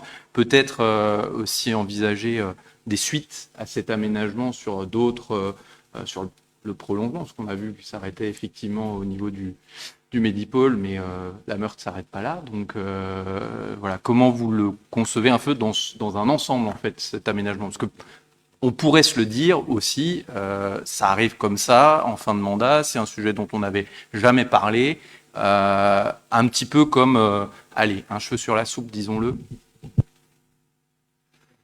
Alors, Catherine Laurin va commencer à répondre, puis je compléterai s'il faut. Alors, la question de Laurie, c'était le stationnement. Subventions. Et subventions. Et subventions, Catherine. Oui. Ah oui, les subventions. Alors, on espère, normalement, sur ce genre de projet-là, c'est l'agence de l'eau qui abonde le plus. Néanmoins, on espère que à la fois la région, le département répondront favorablement, puisque quand même, jusqu'à présent, mais on voit quand même que la situation change actuellement, tout ce qui est projet par rapport à la préservation de l'environnement, à l'adaptation de changements climatiques, est quand même en général bien accepté. Et pour l'instant, tout ce qu'on a mené comme projet a été bien subventionné. Quand je dis tout ce qu'on a mené comme projet, c'est à la fois, on parlait tout à l'heure du square Marie-Marvin ou la végétalisation des écoles, on a bien été suivi sur tous les sujets. Dire combien est-ce qu'on va avoir, j'en ai pas vraiment l'idée. Le plus possible. À cette heure-ci, on ne peut pas trop... Le plus possible. Le plus possible, oui, effectivement. C'est pour ça que, vous voyez, on va en fait chercher des subventions partout là où on peut. Derrière autres, il y a aussi, se cache aussi le fonds vert, mais vous savez comme moi que maintenant, l'argent qui a été mis dans le fonds vert fond comme la neige au soleil et comme nos glaciers actuellement. Donc, voilà. Mais ça fait partie aussi des prestataires auxquels on peut s'adresser. J'ai répondu, Laurie, à ta question. Le stationnement. Alors, le stationnement, nous avons prévu... alors, c'est pas... pour l'instant, il y a un parking, une place qui est dédiée pour se garer. Ça fera partie, lorsqu'on lancera les marchés, de la partie, j'ai plus le terme, optionnelle. La partie optionnelle.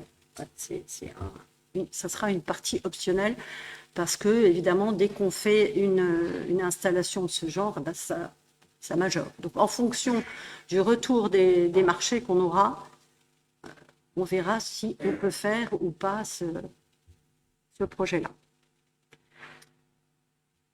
La longueur du parcours. La longueur du parcours, je ne la connais pas, mais je peux vous la décrire.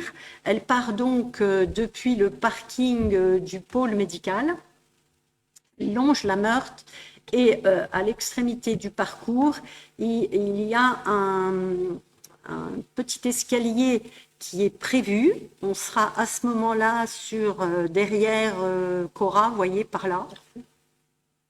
Carrefour, oui. Je suis encore... Pourtant, j'ai changé de carte. Voilà, on sera... Ça fait combien? 1 kilomètre. À peu près 1 kilomètre, nous dit le directeur des services techniques. Voilà. Avec aussi une place de retournement prévue. Il y aura quelques bancs qui seront prévus. Ce qu'on a demandé aussi, puisque c'est surtout, ça aura surtout un objectif éducatif, et ce qu'on espère surtout, c'est attirer les écoles, les collèges, voire les lycées, pour découvrir la faune, la flore de cet endroit-là. Donc il y aura une partie justement de la somme qui est dédiée à ce projet-là est consacrée à tous les panneaux et à la signalisation sur tout le parcours. On ne se contentera pas de mettre un panneau avec balade, etc., véhicules non autorisés. Pédagogique. Pédagogique. Voilà, c'est ça. Ça sera surtout pédagogique. Moi, je vais compléter la réponse de Catherine Laurin par rapport aux subventions. C'est maximum 80%. Si on a 80%, ce serait parfait. Concernant le cheveu sur la soupe, Monsieur Valois, je vous rappelle que ça fait plusieurs années que Catherine Laurin, avec une équipe, Colette Mention en a fait partie, l'Afredon, il y a eu, et Conseil citoyen, différentes personnes, associations, ont travaillé sur des projets d'aménagement. Dans ces projets, il y en a eu 3 qui ont été retenus. Il y a celui-là, il y a le square Marie-Marvin, et il y a la délibération suivante par rapport aux aménagements devant Léo Lagrange. Donc non, ce n'est pas un petit clin d'œil en fin de mandat par rapport à on va faire un peu de nature, parce que la nature, on en fait partout. C'est 3 projets qui, à force de travail, et travail conséquent, aboutissent et seront aboutis cette année. Par rapport à la continuité, moi j'ai déjà rencontré, enfin on s'est parlé et on a prévu de se rencontrer avec mon collègue de Moncel, parce qu'il a trouvé l'idée hyper intéressante.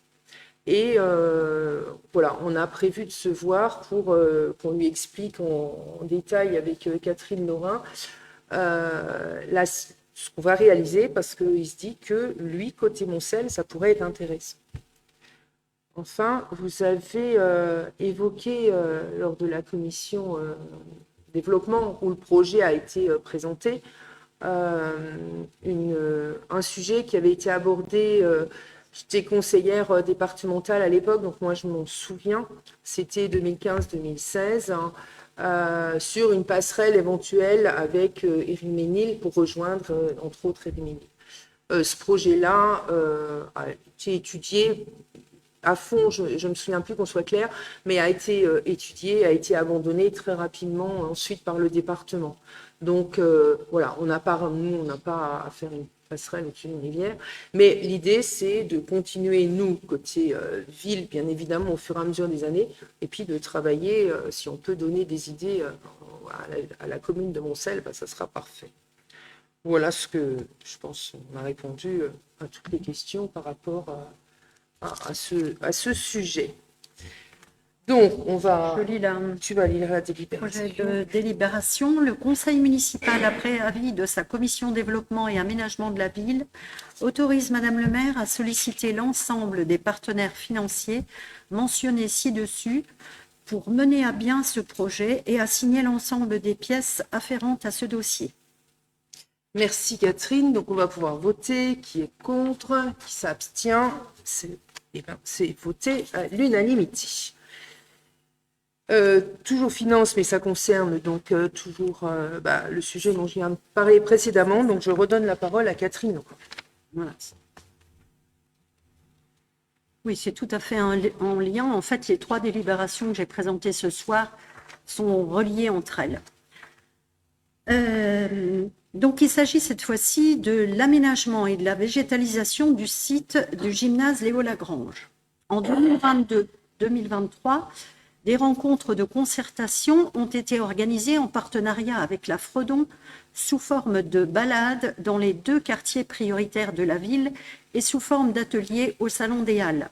Ces rencontres ont réuni à la fois des riverains, des agents de la ville, des élus, l'OPHLB, mais aussi des associations, on peut citer les EPI, l'association de l'aide aux devoirs. À l'issue de ces rencontres, plusieurs projets ont été retenus par les participants. Le premier a déjà été réalisé l'an passé, il s'agit du square Marie-Marvin, dont nous venons de parler, et qui sera inauguré le 1er avril. Mais la municipalité, qui est sensible et attentive aux souhaits des riverains, désire aller encore plus loin en réalisant d'autres projets suggérés lors de ces ateliers participatifs. L'un d'eux concernait l'aménagement et la mise en valeur de l'espace où se situe le gymnase Léo Lagrange. L'idée était d'optimiser l'espace en revégétalisant et en créant des zones ombragées. À cette occasion, la municipalité, soucieuse de répondre aux attentes des Lunévillois, souhaite reconstruire un circuit pour que les enfants puissent à nouveau apprendre à faire du vélo et à respecter le code de la route comme ils pouvaient le faire autrefois dans le parc des Bosquets avant que le circuit ne soit détruit. Le montant estimé de ces travaux s'élève à 100 000 € hors taxes. Afin que ce projet puisse se réaliser dans les meilleures conditions financières, la ville, comme pour le précédent projet, va solliciter différents partenaires financiers, bien évidemment avec un soutien à taux maximum, c'est-à-dire l'État, la région, le département, l'agence de l'eau et tous les autres partenaires qu'on pourra trouver. Il sera proposé au conseil municipal d'autoriser Madame le maire à solliciter les demandes de subventions au taux maximum auprès des partenaires financiers et à signer toute pièce afférente à l'instruction de cette affaire. Merci Catherine. Est-ce qu'il y a des questions concernant cette libération? Michel.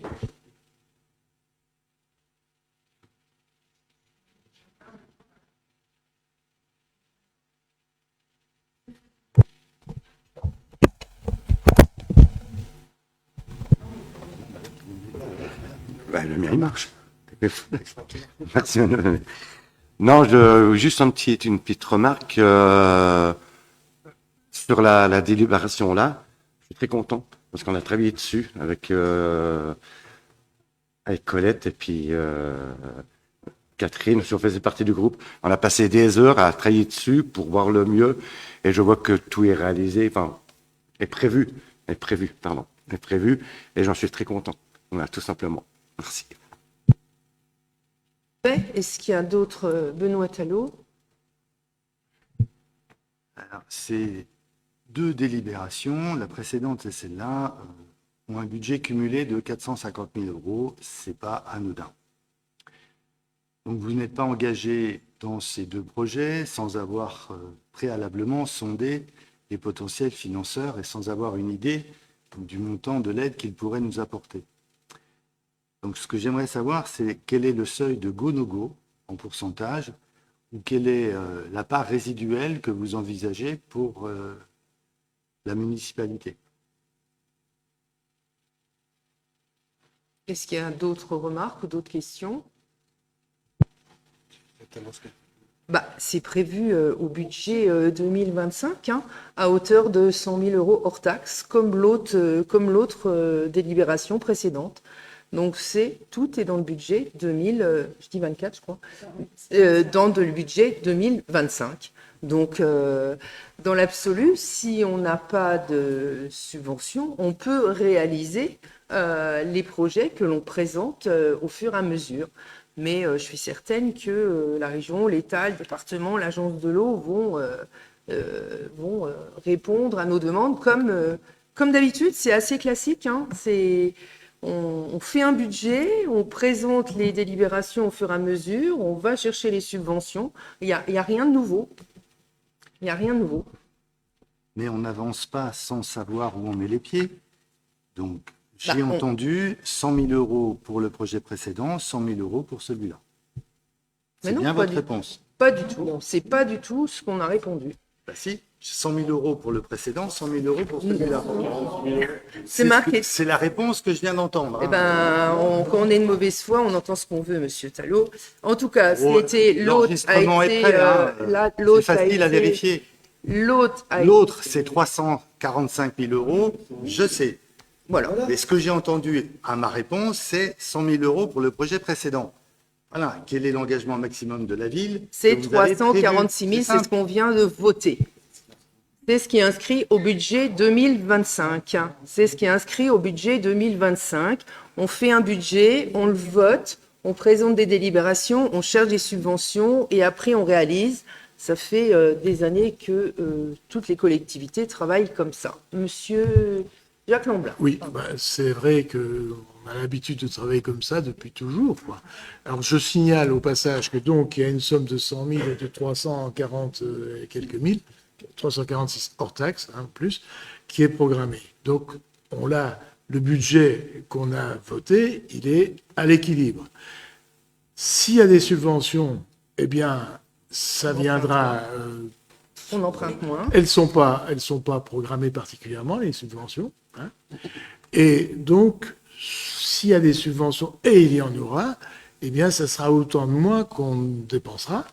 Et donc, ça sera un excédent au compte administratif et des recettes pour l'année suivante. Voilà, c'est comme ça que fonctionne une municipalité. Je m'étonne que depuis le temps que vous êtes élu, vous posiez une question comme celle-là, M. Talot. Bien, donc c'est le principe des délibérations, comme à chaque fois, et en plus qu'on était dans l'exécutif, qu'on est dans l'exécutif d'un autre conseil communautaire, c'est le même principe. Alors, on va voter. Qui est contre cette délibération? Qui s'abstient? Elle est votée à l'unanimité. Alors, la délibération suivante, c'est une modification du budget principal 2025, donc que je vais présenter. En fait, on a besoin d'acquérir un logiciel qui va nous aider à répondre encore mieux aux différents services publics que l'on honore, entre autres la demande de rendez-vous de passeport et de carte d'identité, qui est gérée aujourd'hui par un logiciel interne qui est obsolète et qui ne peut plus être dépanné et qui commence à poser des soucis. Et un logiciel également, ce même logiciel, donc Arpège, va nous aider à centraliser les demandes et tout le travail qui est fait par différents services au sein de notre collectivité. En contrepartie, on retire 46 000 euros du budget 2025 qui concernait le jalonnement dynamique. Jalonnement dynamique, dont on a enfin un résultat. Le jalonnement dynamique sert à indiquer, c'est l'étude qui en est ressortie après. L'idée, c'était de pouvoir indiquer le mieux possible les emplacements de parking. Et après une étude et un travail fait par les services techniques pour indiquer de manière technique, visuelle, il faut que les parkings soient payants ou qu'il y ait des barrières à la sortie de nos parkings. Donc comme on va bien évidemment toujours garder les parkings gratuits à Lunéville, on va travailler différemment sur le jalonnement des parkings et on va... voilà, il y a un travail qui est mené au sein avec François et puis les services pour mieux indiquer nos parkings dans la ville, comme souhaite le faire depuis quelque temps. Voilà, donc le projet de délibération, c'est le conseil municipal, après avis de sa commission des finances, adopte la décision modificative suivante, telle que détaillée, donc acquisition logicielle 46 000 euros, jalonnement dynamique moins 46 000 euros pour que le budget, comme vient de l'expliquer Jacques Lamblin, que je l'ai dit tout à l'heure, soit équilibré. Est-ce qu'il y a des questions ou des remarques? Non, donc on va voter. Qui est contre? Qui s'abstient? C'est voté à l'unanimité. Domaine communal, c'est François Franier qui va présenter cette délibération. Merci Madame le maire. Cette délibération concerne la cession d'une parcelle SNCF à la commune. En effet, une partie d'environ 560 m² de la parcelle AW 99, située quai de Falsbourg, appartenant à la SNCF, est depuis de nombreuses années entretenue par la commune. Je vais vous montrer un nouveau plan, celui qui est lié à la délibération étant imprécis sur la localisation de cette parcelle. Donc le périmètre de la parcelle, c'est la partie verte que vous avez sur ce plan. Afin de régulariser cette situation, il a été convenu avec la SNCF que ce terrain sera cédé à la commune pour l'euro symbolique, conformément à l'avis du domaine. La commune fera procéder à ses frais le découpage cadastral par un géomètre nécessaire à la vente. Les services municipaux se chargeront de la réalisation et de la publication de l'acte administratif.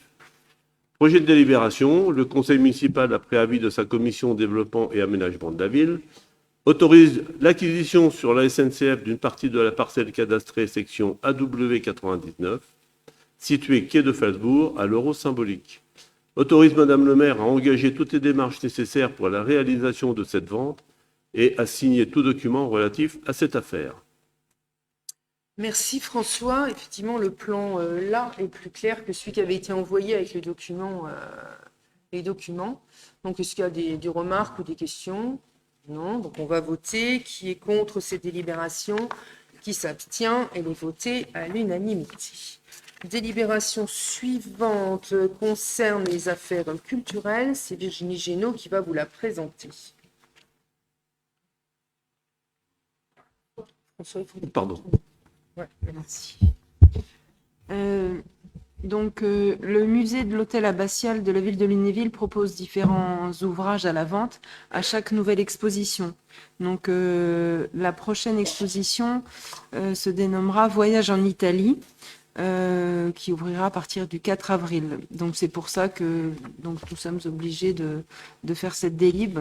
Moi, je ne vais pas vous redonner tous les ouvrages.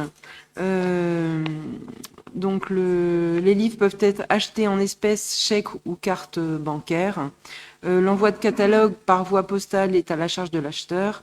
Les frais sont calculés en fonction du poids de l'ouvrage. Donc, les catalogues sont offerts aux mécènes de l'hôtel abbatial, partenaires et prêteurs des expositions. Le projet de délibération, le conseil municipal, après avis de sa commission des finances, autorise la vente de catalogues au tarif indiqué ci-dessus par l'hôtel abbatial.